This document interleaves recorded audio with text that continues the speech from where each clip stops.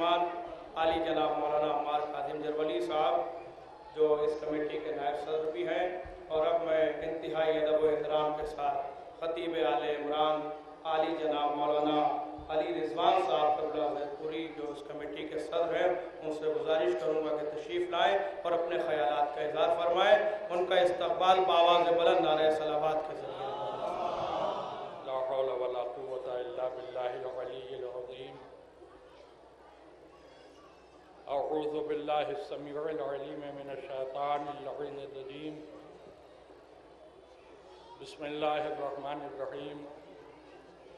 الحمدللہ رب العالمین والصلاة والسلام علی سید الاولین والآخرین خیر المبشرین وآلہ الطاہرین، اما بعد فقط قال اللہ تبارک و تعالی فی کتابہ المبین وہو اصدق الصادقین۔ بسم اللہ الرحمن الرحیم۔ هل يستوي الذين يعلمون والذين لا يعلمون۔ ہمارے معزز علماء کرام، قابل قدر سامعین، آج سب کی خدمت میں نے اس سیمینار کے سلسلے سے دو چار باتیں عرض کرنے کے لیے جس قرآنی آیت کو بطور عنوان تقریر پیش کرنے کا شرف حاصل کیا ہے، اس آیت میں پروردگار ہم سے، آپ سے، سب سے ایک سوال کر رہا ہے، کیا وہ لوگ کہ جن کے پاس علم ہے اور وہ لوگ کہ جن کے پاس علم نہیں ہے برابر ہیں؟ سوال کا لب و لہجہ، سوال کا انداز، لفظوں کا انتخاب اس بات کا اعلان ہے کہ صاحبان علم کا مقابلہ وہ نہیں کر سکتے جن کے پاس علم نہیں۔ ظاہر سی بات ہے کسی لمبی چوڑی تقریر کی گنجائش نہیں ہے، نہیں موقع ہے، لیکن چونکہ یہ سیمینار کائنات کی اس عظیم شخصیت کے سلسلے سے ہے جس کا نام ہے علی، جسے بعد خدا سب سے بزرگ بندے خدا نے شہر علم کا در بتایا۔ قرآن مجید کا یہ سوال کہ کیا عالم اور جاہل برابر ہیں، کھلے لفظوں میں اس بات کا اعلان کر رہا ہے کہ جس کے پاس علم ہو اس کا مقابلہ کوئی نہیں کر سکتا۔ مولا علی کس قدر اور کتنے عظیم علم کے مالک تھے، اس کے لیے آپ کے سامنے کوئی روایت نہیں بیان کروں گا کہ کوئی صاحب اسے ضعیف کر کے کنارہ کر لے، کوئی حدیث نہیں سناؤں گا جسے غیر معتبر کہہ کے اپنے کو بچا لیا جائے۔ میں مولا کائنات کے علم کی بلندی کو بیان کرنے کے لیے اس قرآن کا سہارا لوں گا جس کے اعلان کو نہ ماننے والا کچھ ہو مسلمان نہیں ہو سکتا۔ قرآن مجید میں ایک آیت ہے جسے آیہ میثاق کے نام سے جانا جاتا ہے، بزرگ حضرات مجھ سے بہتر جانتے ہیں، علماء کرام موجود ہیں، انہی سے میں نے سیکھا ہے، نہ انہیں بتا رہا ہوں نہ اپنے بزرگوں کو، اپنے بچوں کو بتا رہا ہوں۔ آیہ میثاق کسے کہتے ہیں؟ میثاق عربی میں وعدے کو کہتے ہیں۔ آیہ میثاق یعنی وہ آیت جس میں اللہ نے اپنے تمام نبیوں سے نبی آخر الزماں کا کلمہ پڑھنے، ان کی مدد اور نصرت کرنے کا وعدہ لیا ہے۔ اب آپ وہ آیت سنیں ذرا، بسم اللہ الرحمن الرحیم۔ وَإِذْ أَخَذَ اللَّهُ مِيثَاقَ النَّبِيِّينَ لَمَا آتَيْتُكُم مِّن كِتَابٍ وَحِكْمَةٍ ثُمَّ جَاءَكُمْ رَسُولٌ مُّصَدِّقٌ لِّمَا مَعَكُمْ۔ آیت تمام نہیں ہوئی، لیکن جتنے سے میرا مطلب حل ہو جائے اتنی آیت آپ کے سامنے میں نے پیش کر دی۔ اللہ اپنے نبی آخر الزماں سے خطاب کر رہے، میرے حبیب یاد کیجئے اس وقت کو کہ جب ہم نے تمام نبیوں سے میثاق لیا، وعدہ لیا کہ اے میرے نبیوں،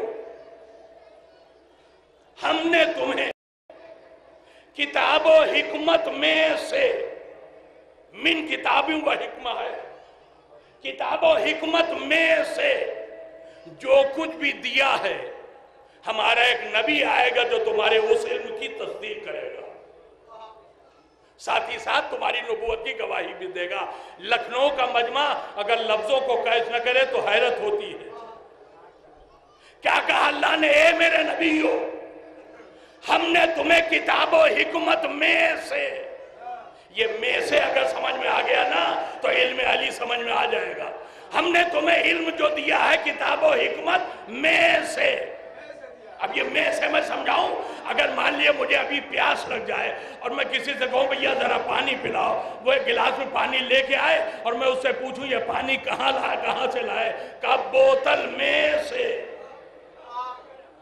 تو جب اس نے کہا بوتل میں سے تو اس کا یہ مطلب قطعاً نہ ہوا کہ 1 لیٹر پانی جو بوتل میں تھا وہ سارا کا سارا گلاس میں الٹ لائے، نہیں، مطلب یہ ہوگا جتنی گلاس میں گنجائش تھی اتنا پانی ہم آپ کے سامنے لے آئے، بقیہ بوتل میں رہ گیا۔ کچھ سمجھے آپ؟ اللہ نبیوں سے کہہ رہا ہے ہم نے تمہیں علم دیا ہے کتاب میں سے۔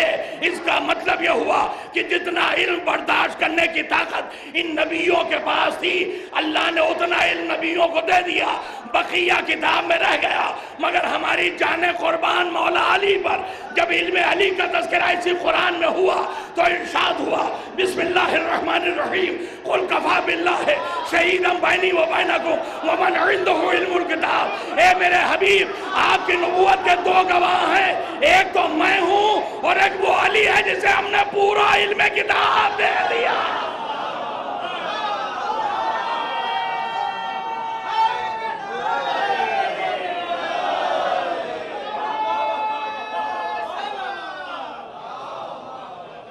اے میرے حبیب، آپ کی نبوت کے 2 گواہ ہیں، ایک تو میں ہوں اور ایک وہ علی ہے جسے ہم نے پورا علم کتاب دیا ہے۔ آدم کو علم ملا کتاب میں سے، نوح کو علم ملا کتاب میں سے، ابراہیم کو علم ملا کتاب میں سے، موسیٰ کو علم ملا کتاب میں سے، عیسیٰ کو علم ملا کتاب میں سے، اور علی کو جو کچھ بھی کتاب میں تھا سب مل گیا۔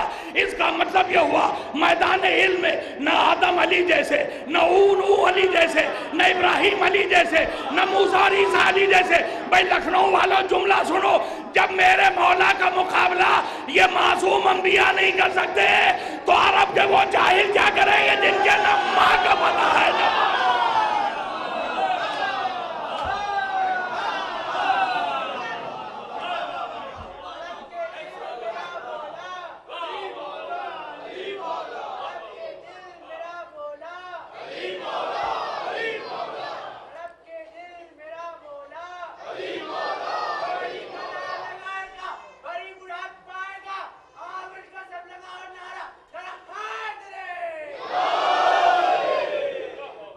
معصوم نبیوں سے بھی کہیں بڑھ کے علی کا ہے، اور اسی علم علی کا اظہار ان کے خطبوں میں ہے۔ دیکھیے نہج البلاغہ جو ہے صرف مولا علی کے خطبے نہیں ہیں، ان میں مولا کے کچھ خطوط بھی ہیں جو آپ نے اپنے ان عاملوں کو لکھے ہیں جو آپ کی ظاہری خلافت کے زمانے میں آپ ہی کی طرف سے معین کیے ہوئے تھے، ان کے نام کے کچھ خطوط بھی ہیں۔ علم کا خزانہ ہے یہ خطبہ، خدا کی قسم ذرا نہج البلاغہ اٹھا کے دیکھیے تو توحید پر جیسی بحث مولا علی نے کی ہے، کائنات میں آج تک کوئی بندہ ایسا پیدا نہیں ہوا ہے جس نے علی جیسی توحید پر بحث کی ہو۔ نبوت اور رسالت کی جو عظمتیں اس خطبوں میں مولا علی نے بیان کی ہیں، کسی مسلمان کی زبان میں دم نہیں جو ان لفظوں کو سمیٹ سکے جیسی لفظیں میرے مولا نے سمیٹ۔ اور اب اگر اجازت دیجیے تو میں ایک جملہ کہوں آپ کے خدمت۔ اس دنیا میں بہت سی ایسی کتابیں آئی ہیں جنہیں ان کے ماننے اور چاہنے والوں نے قرآن کے بعد کا درجہ دیا ہے،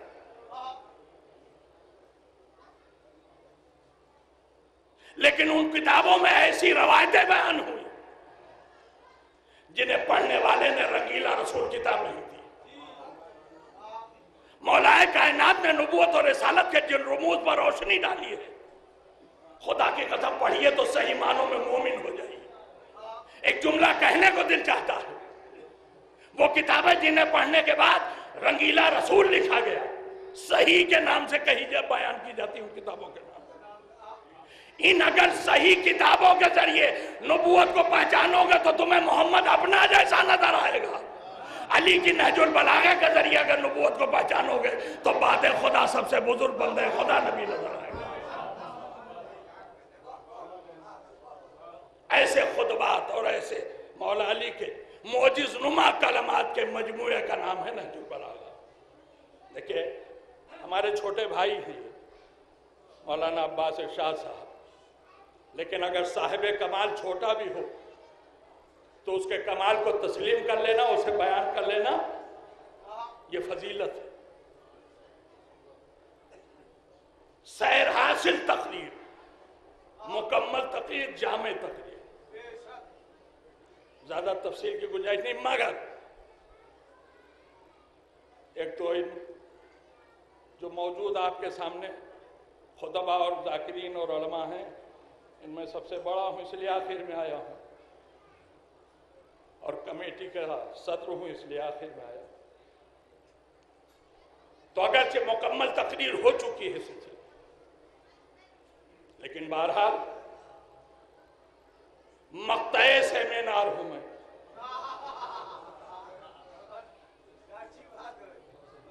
لہذا کچھ نہ کچھ تو عرض کرنا ہی ہے مجھے.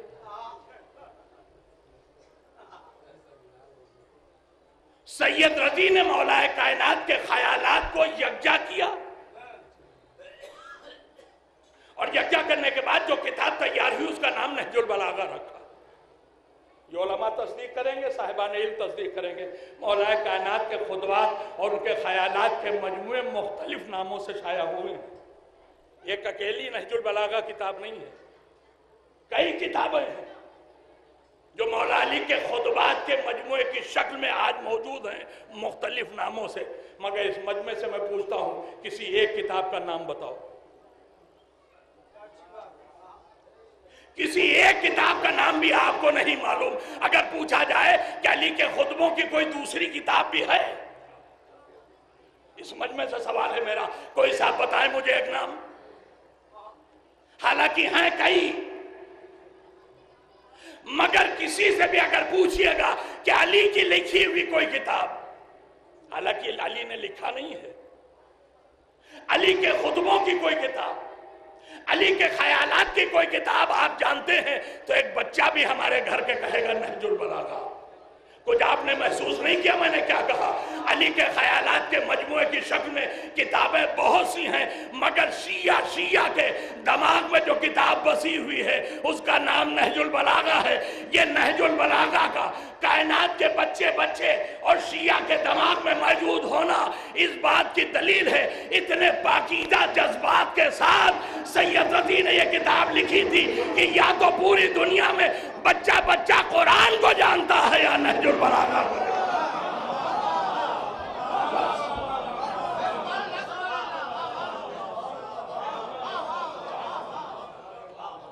یہ سید عزیزی کے پاکیزہ خیالات اور پاکیزہ جذبات کا نتیجہ ہے جو انعام کی شکل میں انہیں ملا ہے. ان کی خدمت کو قیامت تک بھلایا نہیں جا سکتا، اس لیے کہ سید عزیزی جانتے تھے یہ مولا علی کے خطبے نہیں ہیں، یہ الہی کلام کی وہ لفظیں ہیں جو زبان علی سے ادا ہوئی. آپ محسوس کر رہے ہیں میں نے کیا کہا؟ الہی کلام. میں نے بلا وجہ نہیں کہا. آپ کہیں باپ الہی کلام تو صرف قرآن مجید ہے، آپ نے نہج البلاغہ کو الہی کلام کیسے کہہ دیا؟ میرے بھائیو، مجھے حق ہے کہ میں نہج البلاغہ کو الہی کلام کہوں، اس لیے کہ قرآن وہ اللہ کا کلام ہے جو ہم نے فرشتے کے ذریعے سے سنا ہے. یہ نہج البلاغہ بھی خدا ہی کا کلام ہے جو ہم نے لسان اللہ کے ذریعے سے سنا ہے.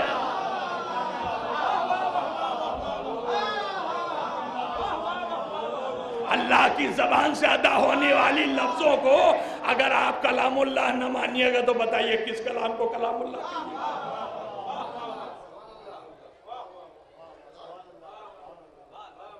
سید رضی نے اس حقیقت کو محسوس کیا کہ مولا کائنات کے خطبوں کو، ان کی تحریروں کو اگر یکجا کر کے کتابی شکل دے دی جائے تو جس طرح قرآن مجید ہدایت کا سرمایہ ہے، ویسے ہی یہ نہج البلاغہ بھی ہدایت کا سرمایہ بن جائے گی.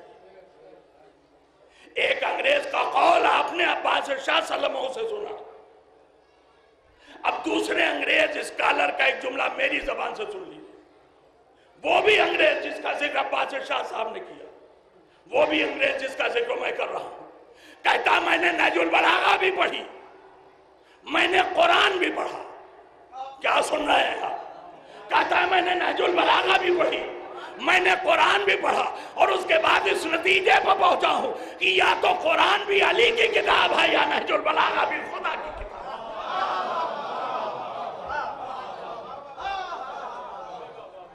کلام الہی اور کلام علی میں اسے کوئی فرق نظر نہیں آیا، بالکل ایک معیار کی لفظ ہے،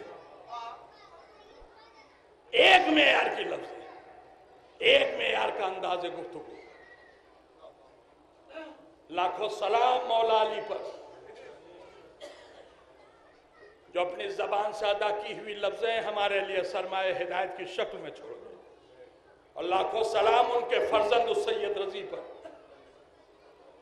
ان کے خادم السید رضی پر، جس نے ان لفظوں کو جمع کر کے کتابی شکل دی۔ کیا کہنا؟ دیکھیں عالم بے شمار گزرے ہیں، علماء کی ہماری قوم میں کوئی کمی نہ کبھی رہی ہے نہ ہے، کل بھی ایک سے ایک نامور علماء موجود تھے، آج بھی ایک سے ایک نامور علماء موجود ہیں۔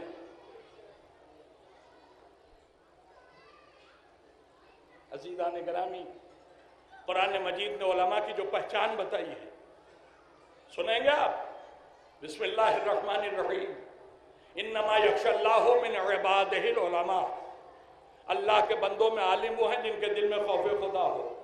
لباس پہن لینے سے کوئی عالم نہیں ہوتا، اپنے کردار سے عالم ہوتا۔ معصوم کا قول ہے، عالم اگر اپنے علم پر عمل نہیں کرتا تو وہ عالم کہلانے کے لائق نہیں۔ سید رضی تم پر لاکھوں سلام، تم نے ثابت کر دیا فرزند علی ہی نہیں واقعاً عالم بھی ہو، تم نے وہ علمی کارنامہ انجام دیا ہے جس کا جواب قیامت تک ممکن نہیں۔ پیغمبر اسلام کی حدیث ہے، 3 قسم کے علوم واجب ہیں، حاصل کرنا 3 علوم کا واجب ہے۔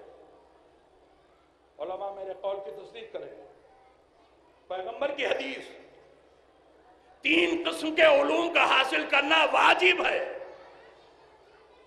نمبر 1 علم قرآن، نمبر 2 علم حدیث، نمبر 3 علم فقہ۔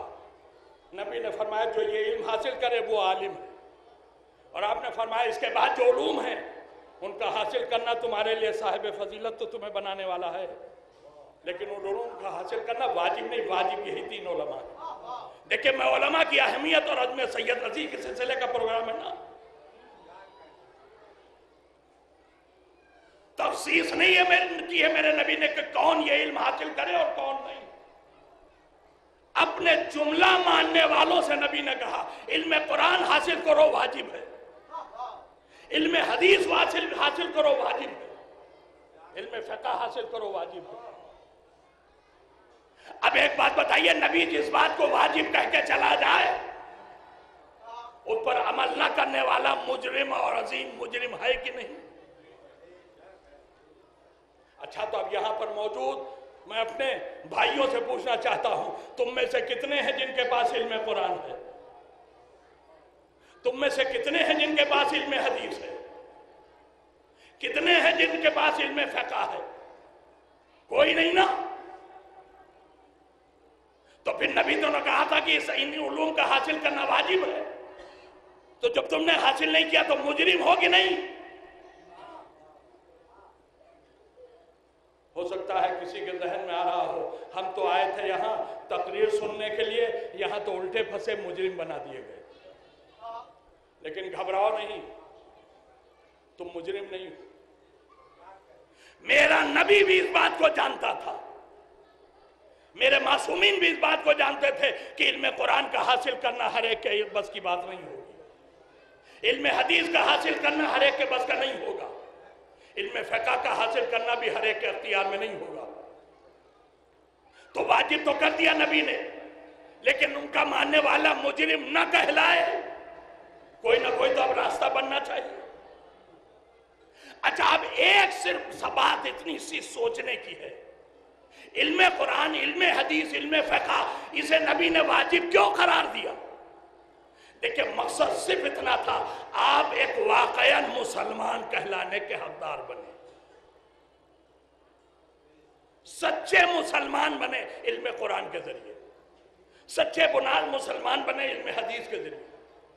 یعنی نبی کا مقصد آپ صرف انسان نہیں، مسلمان کہلائیں. قرآن کے ذریعے، احادیث کے ذریعے وہ قوانین پا جائیں جن پر عمل کرنے کے بعد آپ مسلمان کہے جانے کے حقدار بنے. چونکہ سب کے لیے ان علوم کا حاصل کرنا ممکن نہیں تھا، اسی لیے ہماری شریعت نے کسی نہ کسی عالم کی تقلید کو واجب کیا. تقلید واجب کی اس عالم کی جس کے پاس علم قرآن ہے، جس کے پاس علم حدیث ہے، جس کے پاس علم فقہ ہے. ان علوم کے واجب کرنے کا مقصد صرف اتنا تھا، آپ سچے مسلمان بنے. شریعت نے کہا کیونکہ تم سب یہ علوم حاصل نہیں کر سکتے، جو حاصل کر لیں وہ قابل احترام ہیں، لیکن جو حاصل نہ کر پائیں وہ کسی ایسے کے پیچھے پیچھے چلیں جو یہ علم حاصل کر چکا ہے، تاکہ ان کی تقلید کے ذریعے آپ جو عمل انجام دیں وہ تو مطابق قرآن بھی ہو، مطابق حدیث بھی ہو، مطابق فقہ بھی ہو. اب آپ کو سمجھ میں آیا آپ کے کہ وہ علماء کتنے قابل قدر ہیں جو ہمیں فتوے دیتے ہیں، جو ہمارے لیے عملیہ پیش کرتے ہیں، جو ہمارے لیے احکام پیش کرتے ہیں، تاکہ ان پر عمل کر کے ہم کم سے کم اتنا علم قرآن ضرور پا لیں جتنا ہماری زندگی کے لیے ضروری ہے. آج بہت سے ہمارے ایسے بھی ساتھی بھی ہیں جو تقلید کو جائز نہیں سمجھتے، جو تقلید کو حرام جانتے ہیں. یقین جانیے اگر کسی آپ مجتہد کی تقلید نہ کریں گے تو مجرم بن کے جائیں گے اللہ کی بارگاہ میں. اس لیے کہ نبی نے علم قرآن کو واجب کیا ہے، علم حدیث کو واجب کیا ہے، علم فقہ کو واجب کیا ہے. ڈائریکٹ آپ یہ علوم حاصل نہیں کر سکتے، فقط تقلید ہی کے ذریعے سے وہ احکام معلوم کر سکتے ہیں جن کا تعلق قرآن سے بھی ہے، حدیث سے بھی ہے اور فقہ سے. بس میرے دوستو، میں نے وعدہ کیا تھا نا آپ سے، کوئی بہت لمبی چوڑی تقریر کی گنجائش نہیں. جناب شوذب کاظم جروالی صاحب نے یہ اطلاع دی کہ چاند نہیں ہوا. اس کا مطلب یہ ہے کہ کل کی آنے والی تاریخ 30 ذی القعدہ، اور ہمارے نوے امام کے سلسلے سے ذی القعدہ مہینے کی آخری تاریخ یوم شہادت ہے. یہ ہمارے علماء نے ہمیں بتایا. 29 کو ہم یوم شہادت اس لیے منا لیتے ہیں کہ مہینے کی آخری تاریخ یوم شہادت ہے نا. تو اگر 29 کا چاند نہ ہوا اور یہی 29 آخری دن ہو گئی تو پھر یہی یوم شہادت. لیکن اب چونکہ یہ تصدیق ہو گئی کہ چاند نہیں ہوا تو اب ہمارے نو امام کا یوم شہادت آنے والی تاریخ.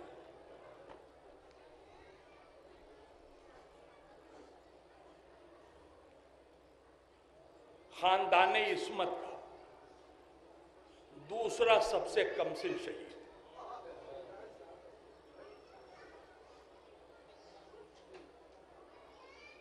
پہلے کم سن شہید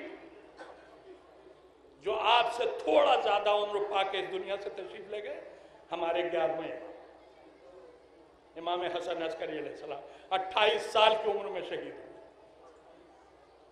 لیکن یہ ہمارا نواں امام سب سے کم سن شہید، فقط 25 سال،